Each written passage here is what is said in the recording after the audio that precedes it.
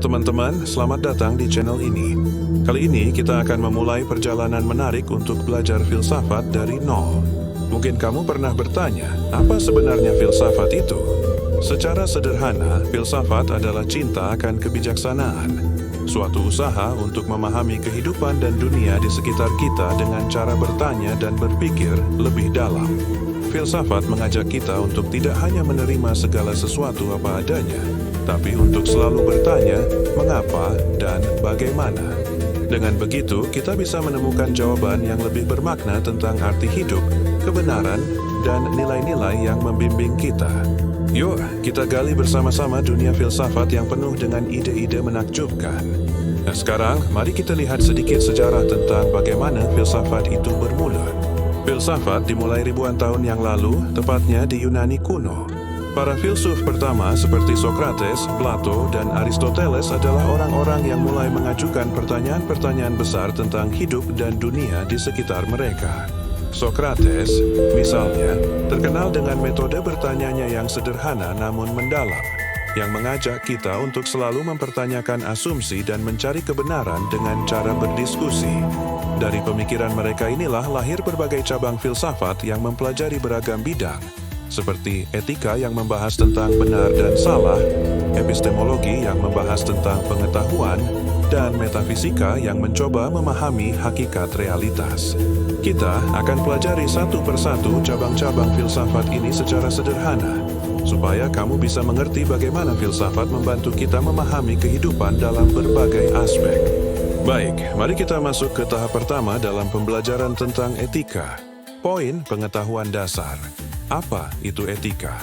Etika adalah cabang filsafat yang mempelajari tentang moralitas, yaitu tentang baik dan buruk, benar dan salah dalam tindakan manusia.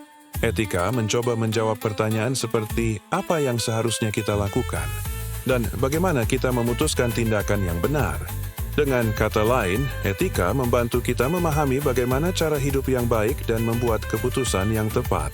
Bayangkan kamu sedang menghadapi situasi di mana kamu melihat seseorang mencuri makanan karena sangat lapar. Pertanyaan etisnya adalah, apakah tindakan mencuri itu benar atau salah? Etika akan membantu kita menganalisis tindakan ini dengan mempertimbangkan nilai-nilai seperti kejujuran, keadilan, dan kasih sayang. Ada beberapa teori etika penting yang biasa dipelajari seperti etika deontologi, fokus pada aturan dan kewajiban. Misalnya, mencuri selalu salah karena melanggar aturan, apapun alasannya. Etika utilitarianisme, fokus pada hasil tindakan. Hanya kalau mencuri bisa menyelamatkan nyawa dan membuat lebih banyak kebahagiaan, mungkin itu dianggap benar. Etika kebajikan, fokus pada karakter dan sifat baik dalam diri seseorang, seperti kejujuran dan keberanian. Ini sering menjadi fokus soal ujian, terutama ketika mengaitkan teori-teori ini dengan contoh kasus nyata. Mari kita fokus pada etika deontologi dengan contoh yang lebih sederhana. Etika deontologi mengajarkan bahwa tindakan itu benar atau salah berdasarkan aturan atau kewajiban, bukan berdasarkan hasilnya. Jadi, kalau suatu tindakan melanggar aturan moral, maka tindakan itu salah, tidak peduli apa akibatnya. Misalnya, aturan moralnya adalah jangan mencuri. Dalam etika deontologi, mencuri adalah salah, meskipun dengan mencuri seseorang bisa menyelamatkan nyawa atau menghindari penderitaan. Jadi, dalam pandangan ini, aturan harus diikuti tanpa kompromi. Contoh sederhananya, bayangkan kamu menemukan dompet orang lain yang berisi uang. Sekarang kita bahas etika utilitarianisme dengan contoh yang mudah dipahami. Utilitarianisme menilai benar atau salahnya suatu tindakan berdasarkan hasil atau konsekuensi yang paling membawa kebahagiaan atau kebaikan terbesar bagi banyak orang. Jadi, tindakan yang menghasilkan manfaat terbesar atau mengurangi penderitaan paling banyak dianggap benar. Contoh sederhananya, bayangkan ada sebuah jembatan yang akan rusak dan menimpa 5 orang di bawahnya.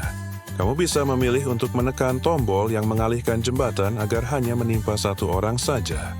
Dalam pandangan utilitarianisme, menekan tombol tersebut dianggap tindakan yang benar karena mengurangi jumlah orang yang terluka, walaupun 1 orang tetap harus berkorban. Jadi dalam utilitarianisme, keputusan diambil berdasarkan hasil terbaik untuk jumlah terbesar. Terakhir, kita bahas etika kebajikan dengan contoh yang mudah dimengerti.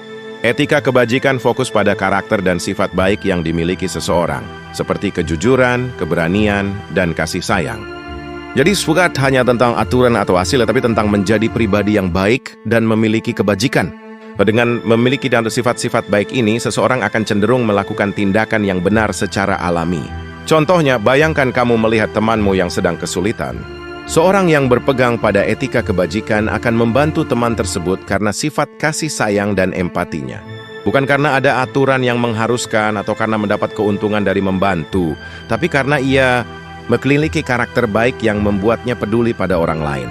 Jadi, etika kebajikan mengajarkan kita untuk mengembangkan sifat-sifat baik agar bisa hidup dengan benar dan membuat keputusan moral yang tepat. Nah, teman-teman, itulah sekilas tentang etika. Cabang filsafat yang membantu kita memahami apa itu benar dan salah, serta bagaimana kita sebaiknya bertindak dalam kehidupan sehari-hari. Dari etika deontologi yang mengajarkan pentingnya aturan, utilitarianisme yang fokus pada hasil terbaik untuk banyak orang, hingga etika kebajikan yang menekankan pembentukan karakter baik. Semoga penjelasan ini bisa membuka wawasan kalian tentang bagaimana filsafat tidak hanya sebuah ilmu, tapi juga panduan hidup yang bisa kita terapkan setiap hari. Jangan lupa untuk terus bertanya dan berpikir kritis karena disitulah letak semangat filsafat sebenarnya. Kalau kamu suka konten seperti ini, jangan lupa like, komen, dan subscribe ya. Sampai jumpa di video berikutnya dan teruslah mengejar kebijaksanaan.